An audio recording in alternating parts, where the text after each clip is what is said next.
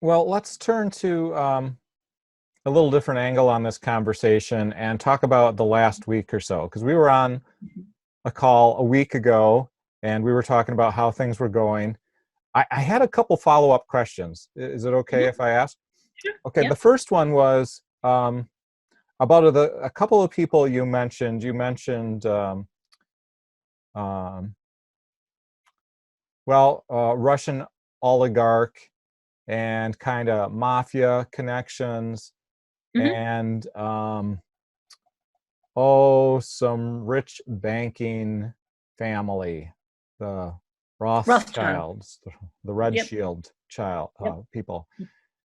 Could you just kind of touch on the three of those more? Because I looked those up and I really wasn't able to find anything really strongly corroborating. And maybe I'm just looking in the wrong place. But I mean, I'm concerned about these things because these are all kind of players in how things are unfolding, right? They are very much so, and they have an extremely significant vested interest in having that not be known. So there's not necessarily a whole lot of public information, but there is a lot of information around if you know where to look. And there have been quite a few people who've been investigating these connections. So certainly Seth Abramson, in the two books he's written, have looked very much at the connections with the Russian mafia. So the other person who I find has done the best deep dive on this is someone who calls herself Lincoln's Bible. So she's a researcher. She doesn't like it to be known what her real name is, so she doesn't let people know. Because you get into trouble very easily when you research things like this. But she's done a whole lot of deep dives into all these connections between different mafia figures. So her work is the best to follow on Now, that. are the mafia connections, uh, and I'm kind of unclear on this. So, um, the Russian mafia or the Russian oligarchs, are they connected to just the mafia in general? Are either one of them connected to this Rothschild family? I don't understand the connections. I mean, I'd really like to understand if there are any at all. Are these like three separate players in the big, control of the world kind of power play? I mean, a lot of people are They are saying, major and some players. people say that these are just conspiracy theories, and that there's no basis in reality, and it has no impact on us at all. Well, it definitely does.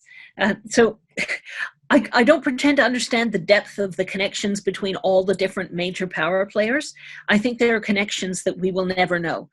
But I do believe that there are connections. I don't see how there could possibly not be. So Russia, yes, it has oligarchs. They're all mafia connected. You don't do anything in Russia without having the right kind of connections. It's very much a kind of society that depends on your political roof, depends on the degree to which you're politically connected. So that's the only basis for any kind of property control, for instance. So you don't have stable property rights, you have property rights that rest on your level of political connectedness.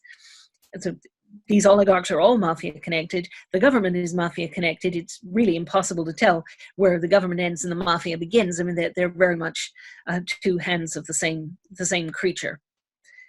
So, and that's Russia is not the only place where that's the case. There's an enormous amount of corruption in a lot of places, and actually, corruption is part of the human condition going back a very, very long way. It's not something that's new.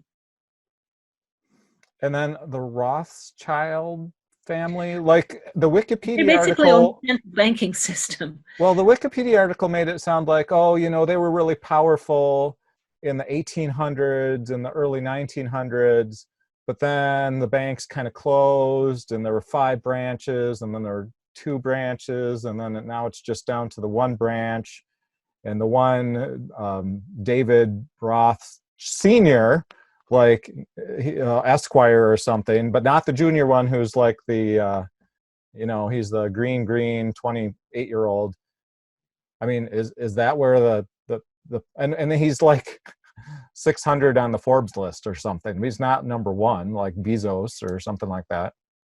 Well, not everybody wants to have what their wealth is displayed in public. Some people desperately want to appear to be wealthier than they are. For instance, Trump, who managed to lie his way onto that list years ago. I mean, it's not necessarily checked. It's simply what people say that they have. And so you can say you have more than you have if you want to get on the list, but you might not want to be on the list if you don't want people to realize just how much you actually have. So I think they just live nicely under the radar. And I think they're perfectly happy that way. And how would someone, so is it Seth, did you say Abramson and Lincoln's Bible that are the places to look for that as well? To a great extent, yeah. Seth Abramson wrote 2 books, Proof of Collusion and Proof of Conspiracy. So he's looking at all the connections between the American administration and well, not just the Russians by any stretch of the imagination. The first book is looking at more of the Russian connections. The second one looks at the UAE and Israel and Turkey and China and Saudi Arabia. There are lots of different connections beyond just Russia. And it's very, very well documented. It's thoroughly fact-checked. Nobody has managed to find a single thing that was not correct in it so far. The other one that I really suggest is Sarah Kendzior's Hiding in Plain Sight. So her original field of study was authoritarian regimes, particularly post-Soviet Central Asia. So she has a huge background in the kind of governance that took over when the Soviet Union fell. So looking at how things turned out in Russia as well. So yeah, I very much recommend her book. It's a bestseller this past week. I'm just looking at this Proof of Collusion. I would bring up the page, but I have it on Amazon, and I don't want to promote Bezos by putting that on my feed. I'm sure the book is available many different places. Oh, I'm sure it is. Absolutely. So the last week, is it? I have some things I noticed this week, and anything in particular you thought was like, wow, I didn't expect that, or wow, I did expect that? Well, I'm still appalled the extent to which the US is going to open up when there hasn't been a peak in cases. And it's just inviting something absolutely horrible to happen. There were guidelines prepared on this, federal guidelines. They're not even following the guidelines they themselves prepared. The CDC also prepared guidelines. The administration is going to bury them. So it's just a question of everyone being told, well, tough luck. If you get sick, you get sick. But everything is going to be opened up anyway. And I think this is an invitation to disaster. So I'm really disappointed to see that happening. And the task force is being wound up. So there's just going to be one person controlling all of this, and it's somebody who hasn't got the faintest idea what he's doing. Which one is that? Well, Trump. Oh, yeah, sure. And also some of the governors too. Some of the governors are equally clueless. And I think it's another aspect of really trying to dispossess the middle class, because there isn't going to be any way to basically bail out the middle class. They're not going to get anywhere near enough unemployment compensation to truly compensate them for where they were. They're going to find that their house prices are falling because people are not going to be moving at times like this. It's going to hit the middle class very, very hard. And people are going to end up being forced to sell their homes because they've lost their job and they're not getting unemployment. And this is just going to squeeze people enormously. And all the failure to bail out the small businesses as well is going to hit people really hard. So people are going to lose their income streams over that, even if they're the owner of a business. It's not just if they're employees. And the owners of small businesses are going to find that they're out of luck as well. And so that's going to be very, very much less money circulating in the economy. I think this is going to hit people really, really hard. I found this article the other day really interesting, and I'll just pop it up. It says, sure, the velociraptors are still on the loose. Yes. But that's no reason not to reopen Jurassic Park. I mean, come on. Yes, I know. And it's so sad. All these people who were saying how pro-life they were a couple of years ago are now saying, well, of course, some people will die, but we have to get the economy going. And these same people were so concerned about death panels a few years ago, saying, oh, under Obamacare, there'll be death panels and doctors will decide whether your grandma gets to live or die. That's exactly the situation that people are going to be facing with this pandemic. But now they're saying somehow that it's all right, that it doesn't matter if a few older people die, they should be prepared to take one for the team. And it's like, excuse me, but the hypocrisy is just extreme. It really is. I'm going to share some more headlines because I found these kind of interesting this week as well. So, coronavirus, world risks biblical famines due to the pandemic. That's the United Nations World Food Program. Yes. America. Do you want to comment on that one? Yeah. Well, that's not a laughing one. So I really am very concerned about exactly that. So it reminds me of what happened in China during the Great Leap Forward. So Mao told people, well, you have to come and eat in canteens. Civilized countries come and eat in canteens. They don't work in the fields and grow food. But forgot that somebody has to send the food to the canteens. And they also confiscated people's cookware to turn it into iron and steel, because the idea was you couldn't be a developed country unless you had your own steel production.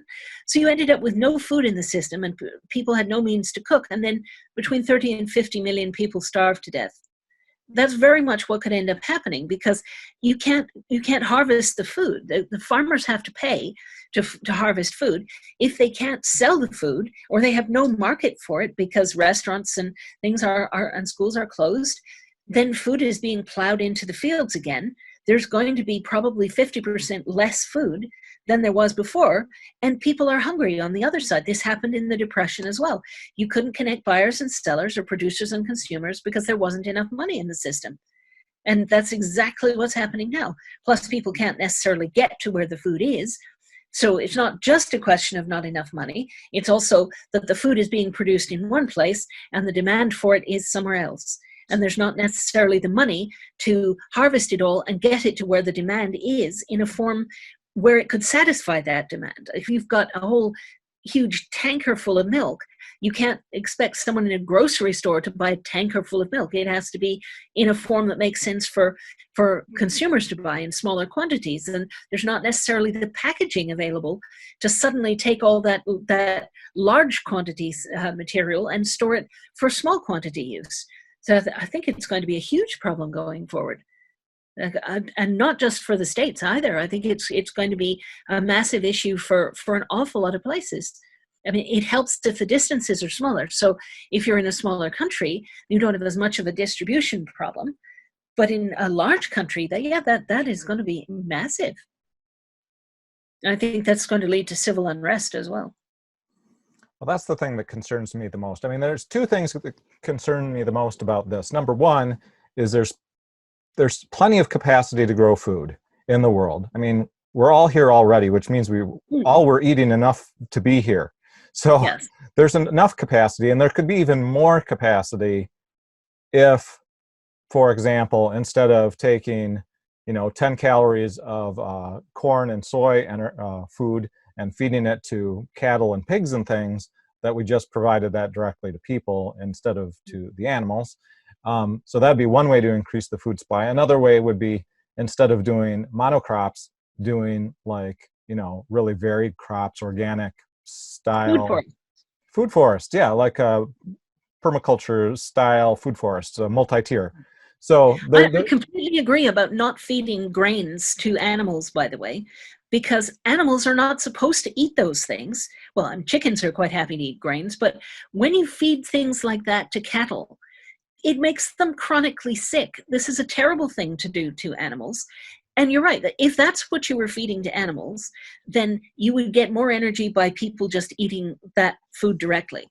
Personally, I think animals should eat what animals are supposed to eat. And if your cows are pasture raised and eating grass, then they're eating something that humans wouldn't have eaten. eaten. And if your chickens are following sheep around and eating bugs out of the sheep poop, that's not something that people were going to be competing with them for either. So those are things that there are ways to incorporate animals into a system like that. And a permaculture system pretty much requires animals. It doesn't require people to eat the animals, but a system is much more effective if animals are part of it. And the animals get to live the life that they particularly want to live, and they provide ecological services that then allow people to produce more food across the board. And whether or not you actually eat the animals is then optional, but it helps with the whole circle of life issue to have animals be part of it. And yes, I absolutely agree that huge monocrops of just about half a dozen different varieties of grain crops, that makes no sense. That's not food security. And it's extremely destructive. These things are annuals. You strip mine soil fertility when you grow food in that kind of way. So this is leading to massive famines in the future. And we can only produce the amount of food we produce that way because we produce so much in the way of fertilizer, which also comes down to fossil fuels again because it's made from natural gas. So the artificial fixation of nitrogen is what allows us to feed 7.5 billion people. But without fossil fuels, we won't have the ability to fertilize things and provide that level of fixed nitrogen. So the food supply is going to go down. But from that cause, it'll go down over a longer period of time.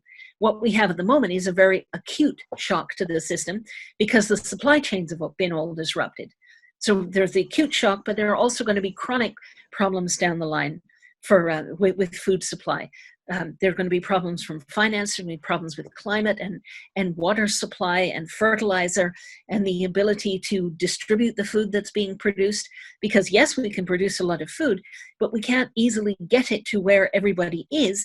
It certainly can't do it in the absence of fossil fuels. Well, I have an idea about that. Mm-hmm. Sure. My idea is, obviously, there are places where there is not enough capacity to grow food. Like the population has overshot as far as the carrying capacity of that land. Yep. Not even during good times, like good rains and everything. Not to mention like a drought or climate impacts causing it to be, really weird as far as growing seasons. And so what could happen? Now, just imagine if there was not me, but a decision made by a great number of leaders, and they said, hey, you know what we're going to do? The food is over here, and the people are over here.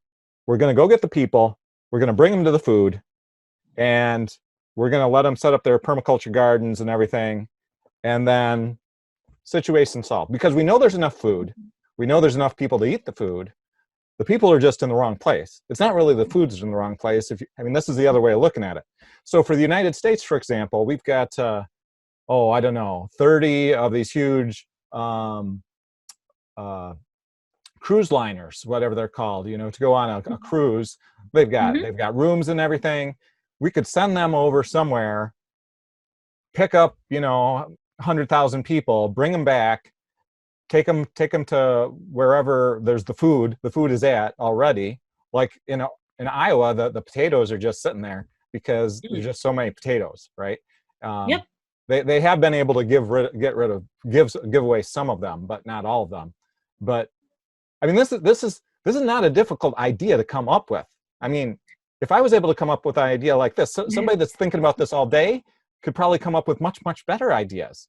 So I think the problem would be, what do you do with the people when you've brought them there and they've eaten the surplus, but then they don't have any money, presumably, and where are they going to go when the surplus is gone? Are they going to be allowed to stay?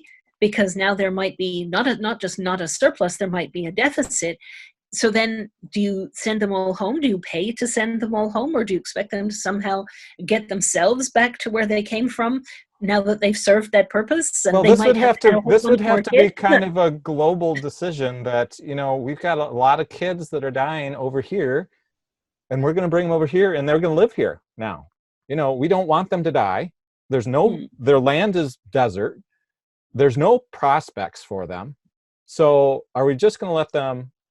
I know some people say, oh, well, you're not letting them. It's just nature. But it's possible, right, to bring people to where the food is and say, you know, here's the plan. Certain countries make more food, right, than other Oh, yes, countries. we do. Some countries just make a lot of food. Instead of shipping that food to wherever, bring those people to here.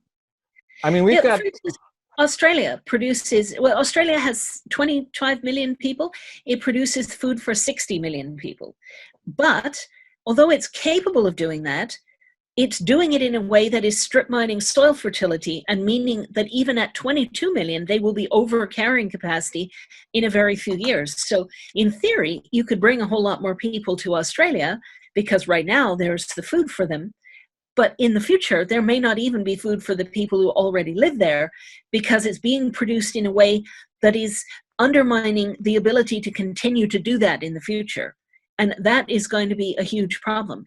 Personally, I think the answer for Australia would be to produce a lot less, but to do it with food forests, to do it in ways that don't compromise your soil, that allow you to be regenerative, because there is the space, and they could certainly do that in Australia. And I think in lots of places they are. And this is where permaculture came from. So this would be like Holmgren and Mollison, are those the names? Yeah, David Holmgren and Bill Mollison came up with permaculture some 35 or so years ago. And are they still around, or? Bill Mollison is dead. David Holmgren is still around, and I've done lecture tours with him and things. So we've worked together on a number of different things, and I find he's an absolutely brilliant systems thinker. He's superb. He's fascinating to listen to. We did a train ride at one point from Melbourne to Adelaide. It was about 7 hours, and he just gave this running commentary on the landscape the entire way for 7 hours, and it was fascinating. And he's done the same thing when we've been flying together from, say, Brisbane to Perth and things, sort of really explaining what I'm seeing below when I look out the window. Australia is a fascinating place. Now, this also reminds me of a couple of DVDs I've got here. One's called The Greening of Cuba. I'm sorry, because I got my green screen on.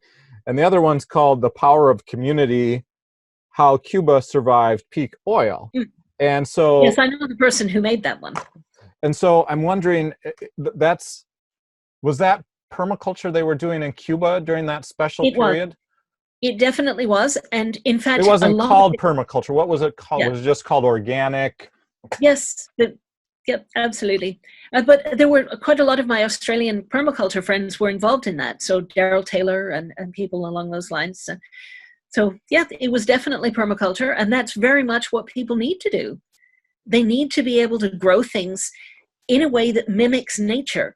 Because if you're trying to grow things in a way that fights nature all the time, it's taking an enormous amount more effort than it needs to.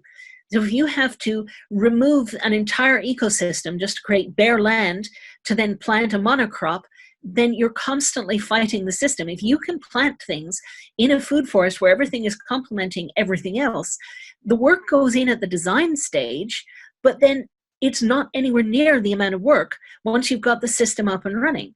Because you're working with the natural forces, you're working with the energy flows, with the water flows, to take advantage of what's there, and to not be constantly having to put energy into fighting what's there.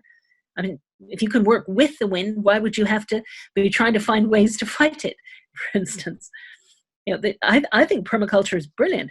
I mean, it is going to take a long time to convert the land into something like that. I don't think you can feed 7.5 billion people that way quickly enough.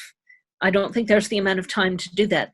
Toby Hemingway had a great video on how permaculture can save humanity, but not civilization. So it was a really, really interesting one. I think it was about an hour long. He was looking at the kind of returns, energy returns you get from permaculture, and they're not high enough to support the number of people you can support if you have fossil fuel accentuated agriculture to do it. So it's unfortunate that you don't get everybody through the eye of the needle, or through the bottleneck, if you like, if you convert to permaculture, but it does give the largest number of people the best possible chances in the future.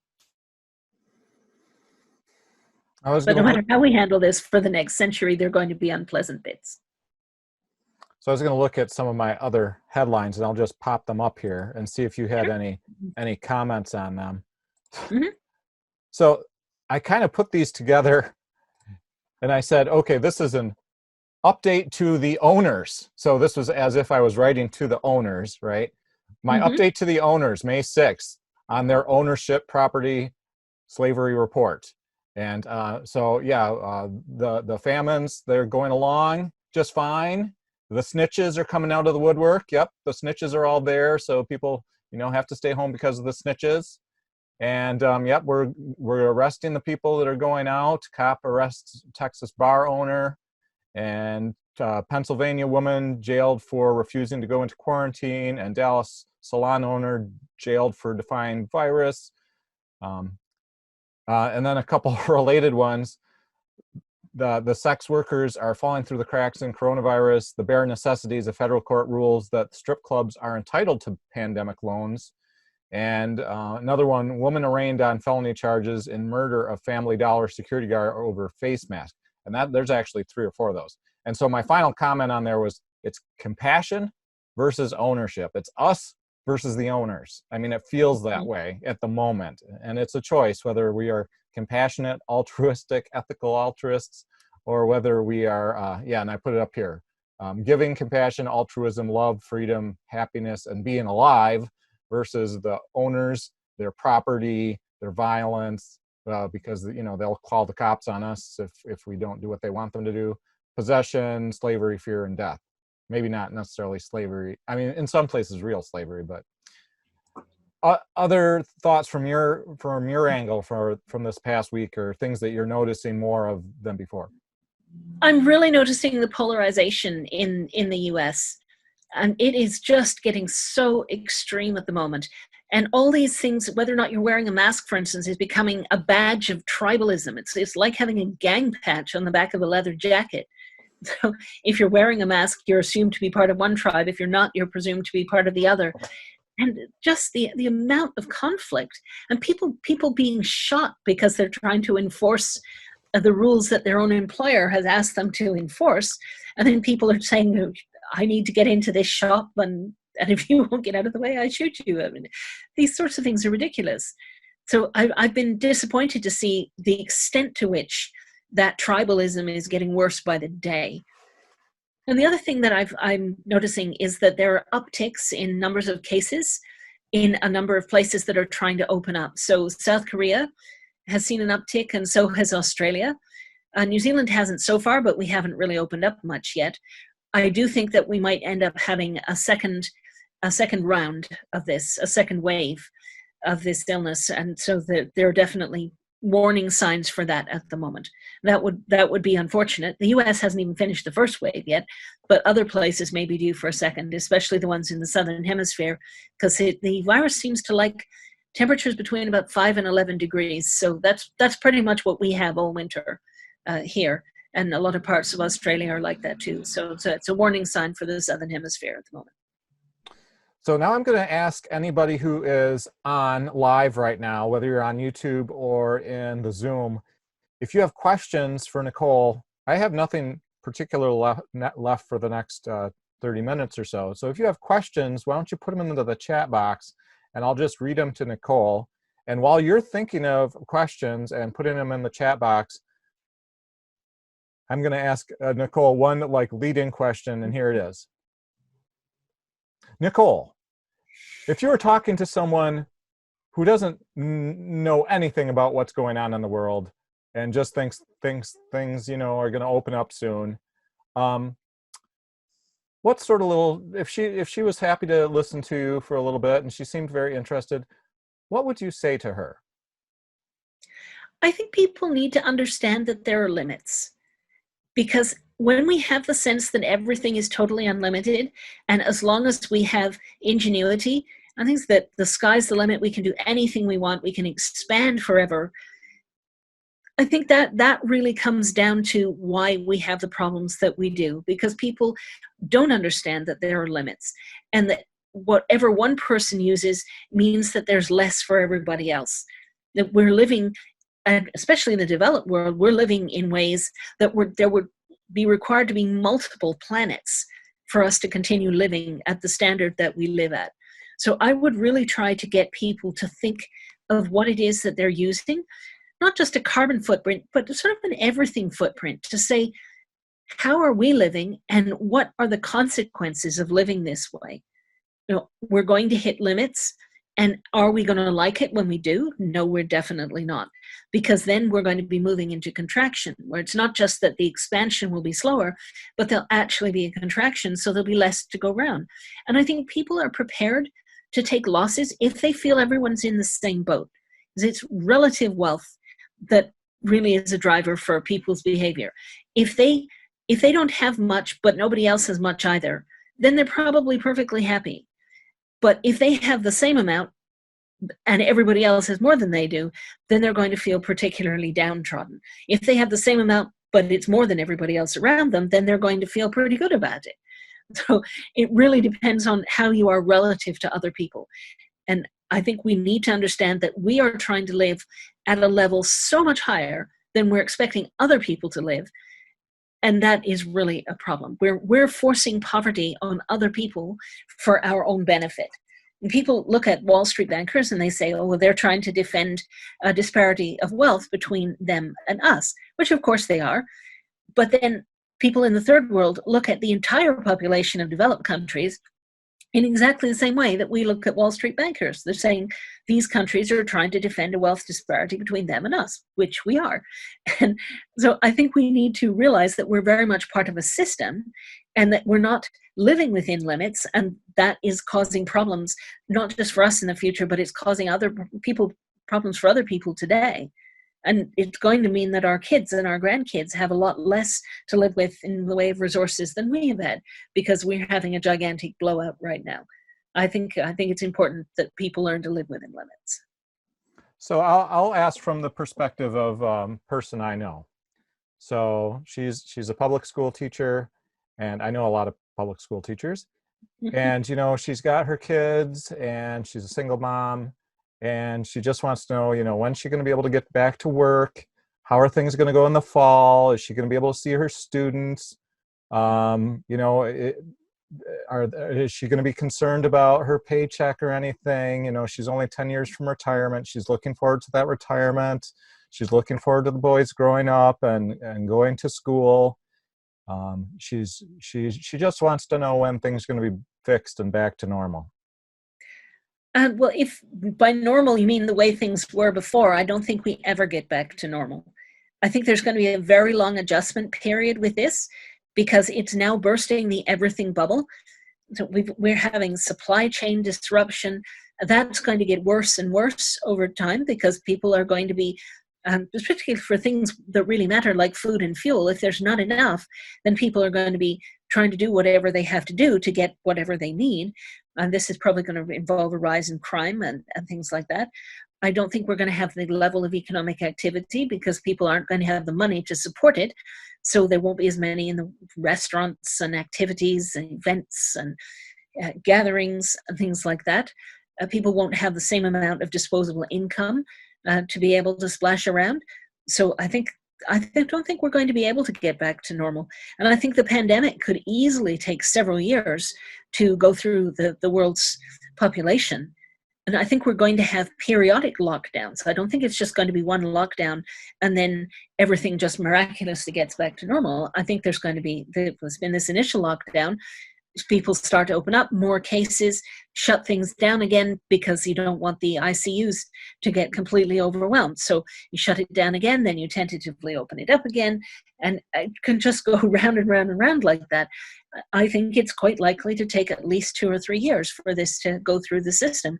And I don't think people's jobs are necessarily coming back to the way they were.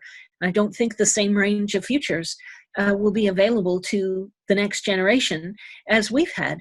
So one thing that I particularly tell people is to try and position themselves for the world that we're moving into, rather than the world that they've grown up in.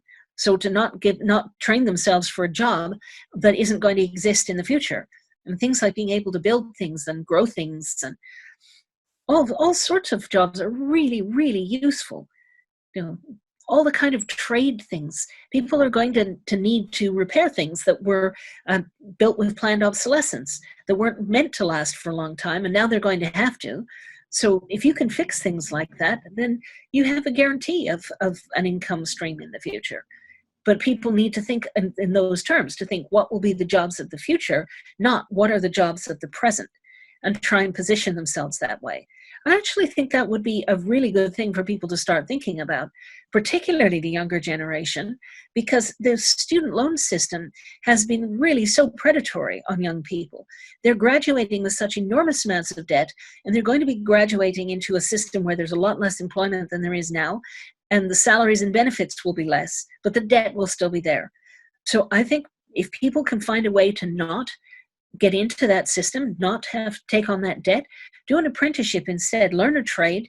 And if you then want to go to university at some point down the line, if you already have an income stream, you can do it part-time in the evenings or something like that, and not have to incur enormous amounts of debt. Or you don't need a qualification at all. You can learn it in the evenings without ever going through a formal system, pay nothing to anybody, and still have the knowledge that you need. There are all sorts of different ways of preparing for the future that's coming. But I think assuming that we're going to get back to normal is part of the problem, not part of the solution, because we're not going to get back to normal. And if that's the way we judge whatever comes after this, as to whether it's a success or a failure or not, then we already know how it will be judged. It will be judged to be a failure, even if we achieve the best outcome humanly possible. It'll be judged to be a failure if it's being judged against a previous version of normality, because that's not what we're going to get. I think we need to be realistic about where things can go in the future, because that's the only way to truly judge whether we succeeded or failed.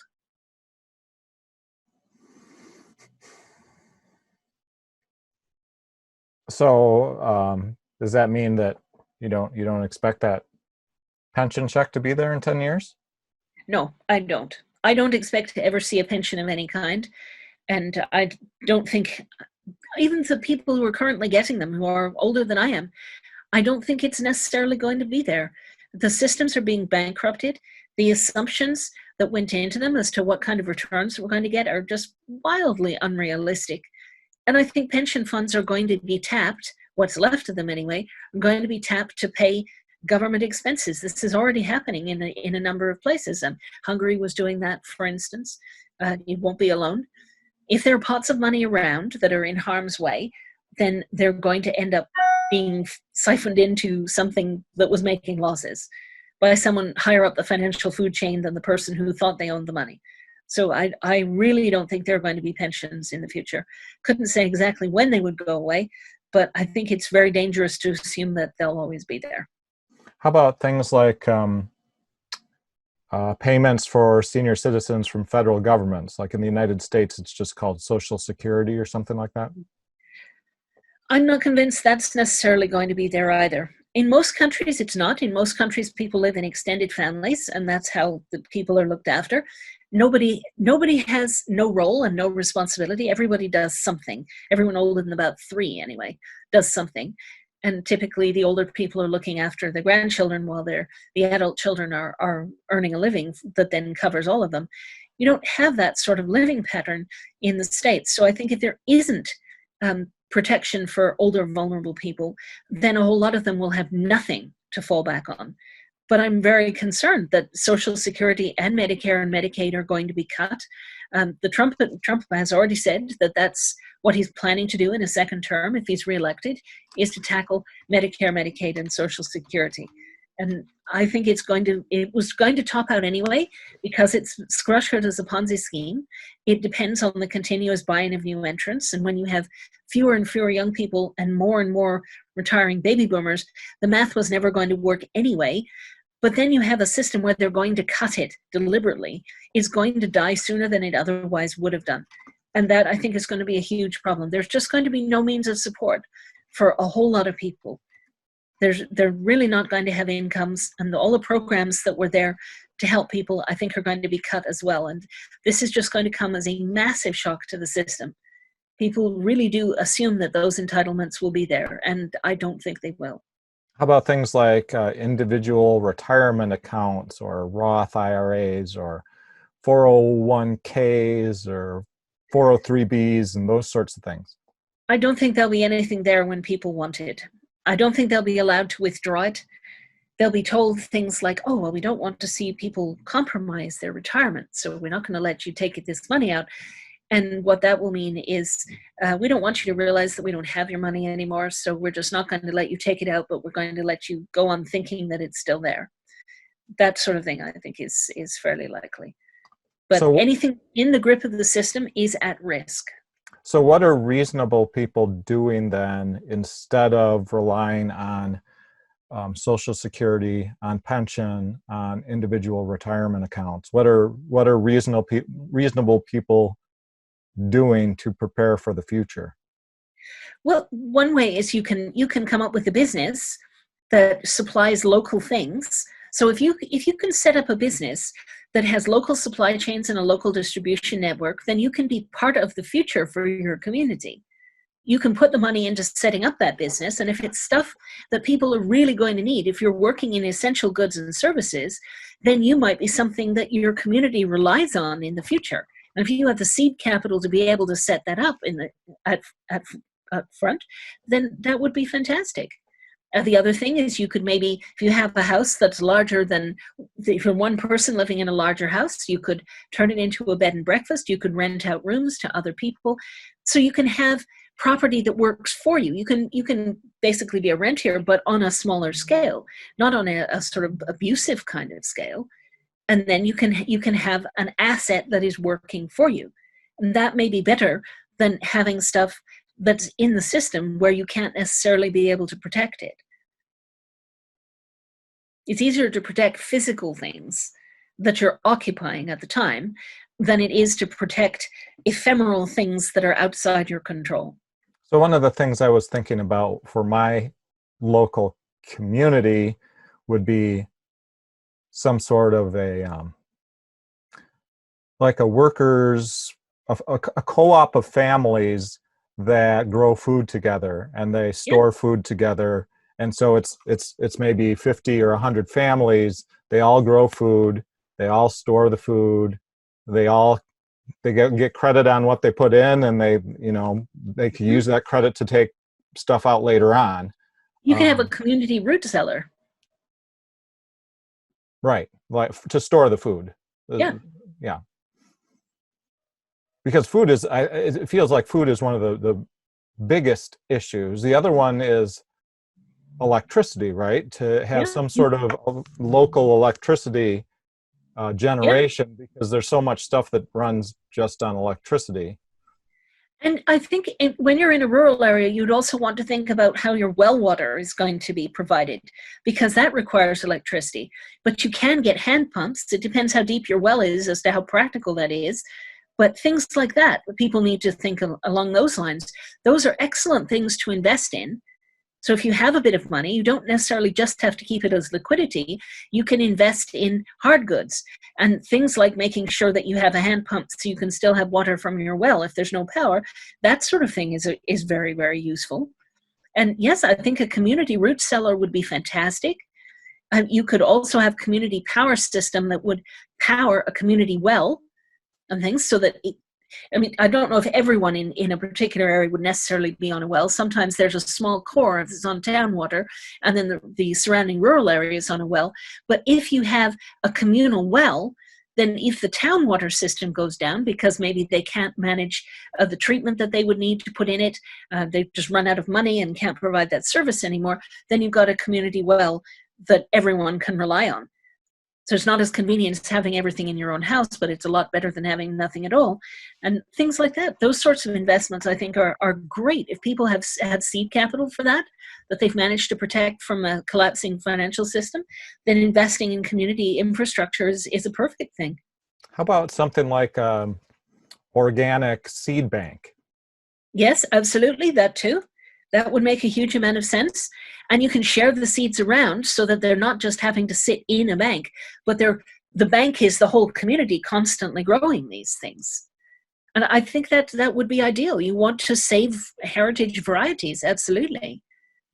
Things that grow well for that particular climate. Yeah. Yeah, you'd want to know what will grow in the area that you live in. So you have the knowledge, you have the seeds that grow there. Maybe you need particular kinds of fertilizers. It helps to know what's in your soil. So if you know what's already there, you know what might be missing, and then you know what kind of fertilizers to buy. But something like that would be good to stockpile. I mean, hopefully over time you can move to something that's purely organic, but in the up front you may need extra fertilizer to be able to add, because you can't necessarily do the whole circle of life thing right at the beginning if your soil isn't good enough up front. So you might have to work on your soil with fertilizers and organic matter and things like that. But there are all sorts of things that is useful for people to do. And if you can invest with other people at community scale, then you'll be leveraging whatever ability you have to help. And I think that will make an even bigger difference. I have a couple questions from the internet. The first one from says, progressives intend to tap the wealthy for money. That large pool seems both adequate and available. It sounds like you think it is not. Is that correct? I don't think progressives really have any chance of being able to lever money out of the hands of the wealthy at this point. The power does not lie with them right now. I have a problem with the way it's being insisted on that we move to this right away. We're not going to get a shift to progressivism anytime soon. I think what we're going to see is a shift to greater central control, but not in a good way. And I think that's really going to be a problem. So I think there's an opportunity for more progressive kind of ideas at a smaller scale than that. But I don't really see there being any opportunity to run a progressive administration at this point. I can't really see that sort of thing being elected.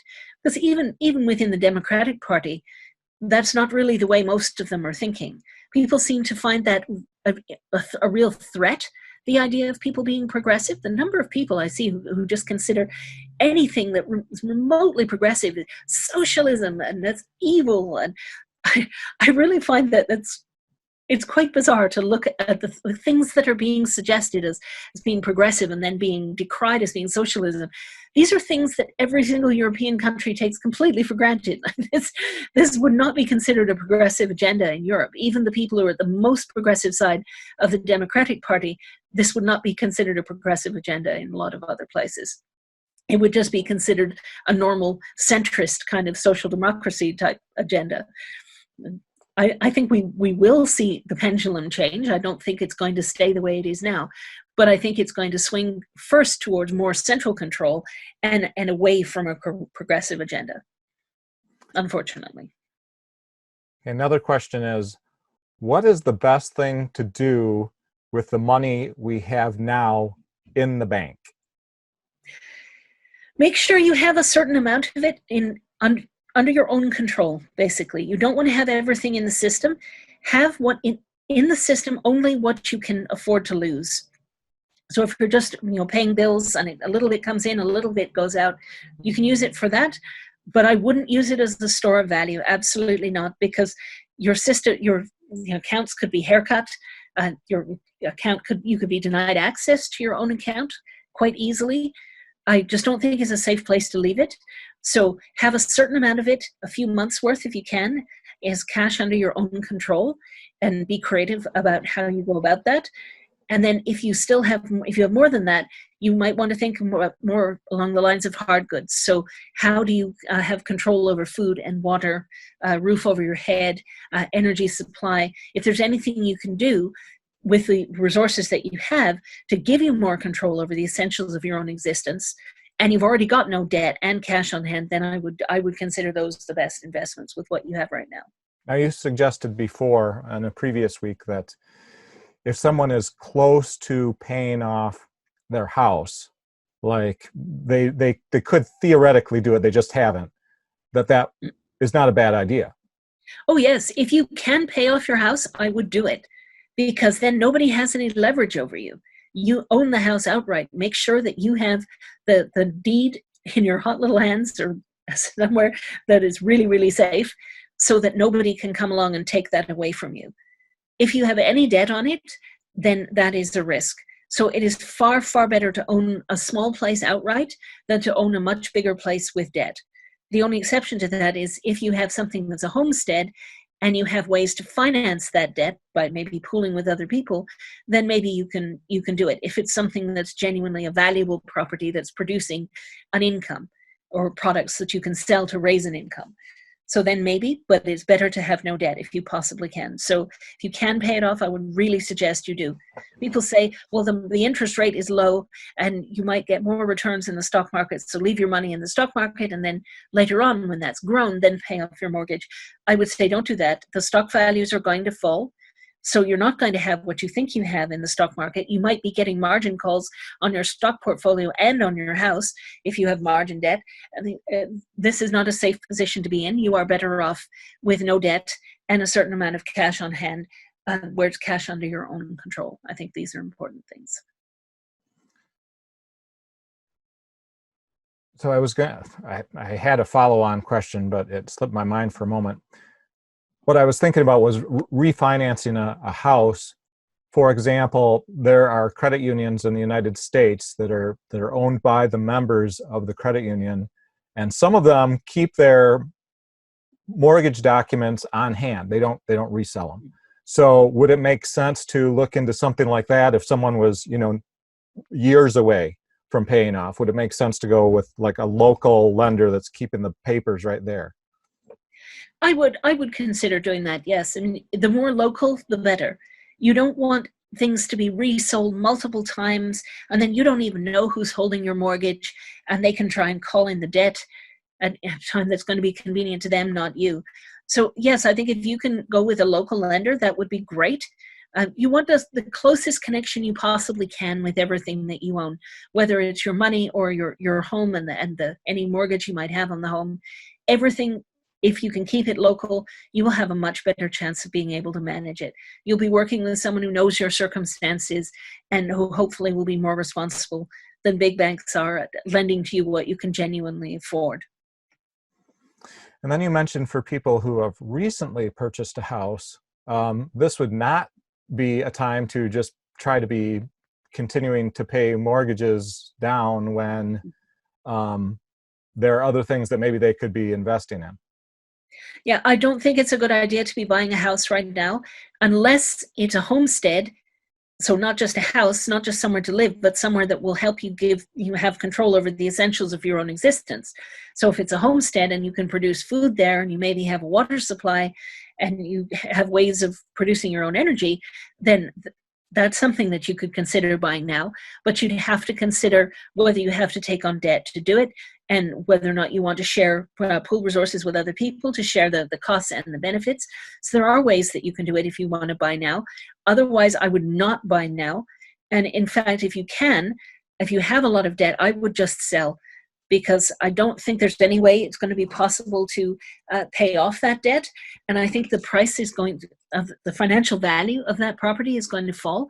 Then you end up in negative equity, where the loan is more than the value of the house. Then it's very difficult to sell. Then you can't get out of that trap easily. And if you lose your job, you can just end up losing absolutely everything. So I think it's really, really dangerous to have property with debt. And if you can possibly get out of debt, then that's going to be the best way forward.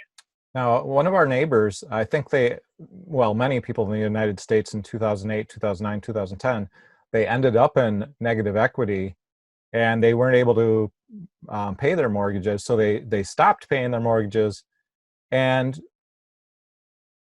their credit rating, I imagine, took a huge hit, but they ended up back in houses eventually, a lot of them, or apartments. So mortgages are different in the States. Mortgages in a lot of states are non-recourse loans, so they can't come after you. If you just send back the keys, jingle mail, then if the house is now worth less than the loan, then that's the bank's problem, not yours. But the rest of the world, and in some states in the US as well, mortgages are recourse loans, where if the property is sold for less than what you owe, they will come after you for any other income or assets that you have to pay the difference. And I think when you refinance, you also refinance into a recourse loan. So this is going to be a problem for a lot of people going forward. They don't realize that it's now a recourse loan, but it is. And so when they get into negative equity, jingle mail won't be an option second time around. Well, that's of concern to me. I mean, yes. So is it the original mortgage that is not recourse, but then in some states, but not all. I'm not sure which states it is and which states it isn't. So this would be something to look up to see. Yes. would that be in the mortgage document then itself? It would say recourse or non-recourse or something like that? You should be able to find out it should be statewide. So some Okay. states, mortgages are considered recourse loans, and some states they're not. So I imagine the laws in some states have changed since 2009. It wouldn't surprise me if they had. Yeah, and for people who've refinanced as well, you refinance typically into a recourse loan. So that can be a major problem. So I think the whole negative equity issue is going to be a lot bigger in the States this time round than it was back then. But what people were doing, they were gaming the system back in 2008, 2009. They would buy a second home because there was so much credit in the system. They had a good credit rating. They'd buy a second home that was much cheaper. As house prices had come down, they'd buy another one. Then they would default on the original mortgage on the house they were living in and move into the second one. But they could do that because they weren't going to get hit with the losses on the original home. And yes, it trashed their credit rating, but by then they already had the second house. And by then they'd saved a lot of money because they'd bought a much cheaper house as house prices had come down. So people did game the system that sort of way. And I have a feeling that a whole lot of doors are going to be closed on that sort of behavior the next time around. This reminds me of the people who are in Michigan, for example, who have these rental units, like these 1 week rental units. They're called Airbnbs. Airbnb, yep. They're also called vacation home by owner, VHBO, or something like that. Mm-hmm. And so these are two separate ways to do it. The vacation home by owner or whatever really has very few rules as far as, how clean does it have to be and all those sorts of things.